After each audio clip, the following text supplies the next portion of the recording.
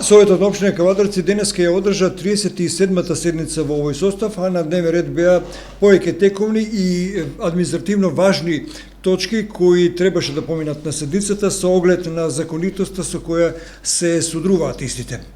А имено, се донесе предлог одлука за изменување и дополнување на одлуката за утврдување на вредноста на бодот на платите на административните службеници за тековната 2020 година. Предлог програмата за изменување и дополнување на програмата за изработка на урбанистички планови во општина Кавадарци, како и неколку донации од фирми од општината и надвор од општината, со цел истите да се легализираат. Неколку точки од дневниот ред на седницата беа од страна на јавното претпријатие Комуналец Кавадарци, а имено истите се однесува на предлог одлуки за давање на согласности, како и информации за тековното работење и усвојување на ценовници за разни услуги кои ги врши јавното комунално претпријатие Комуналец од Кавадарци. За ова материја вкупно на дневен ред советниците разгледуваа 9 точки.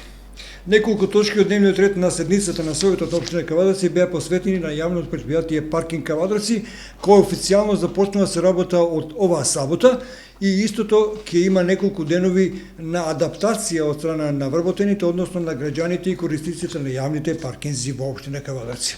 На дневен ред што се однесува за проблематиката која беше донесена на денешната седница, беа одлуки за давање на согласности за утврдување на висина на бод за исплата на плати на административните работници во оваа јавно претпријатие, одлука за давање на согласност за давање на трајно користење на движна ствар на општина Кавадарци и неколку други одлуки поврзани со редовното работење на ова јавно претпријатие од општина Кавадарци, кое стартува со работа, како што рековме, ова сабота.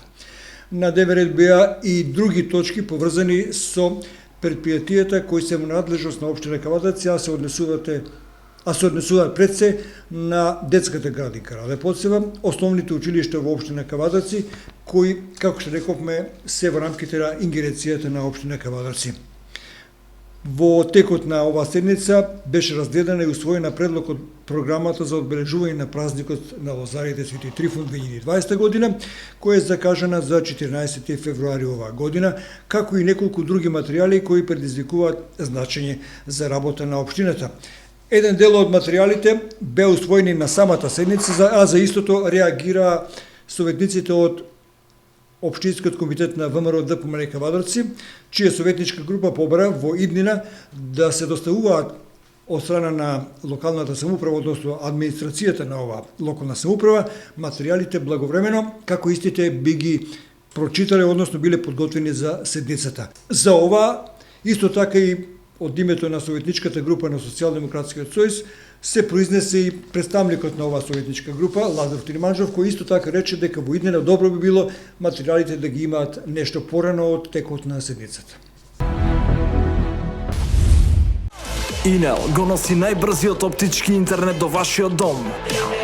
Брзини до 1000 мегабити во секунда. Цени веќе од 650 денари. Оптички интернет до вашиот дом. Само со Инел.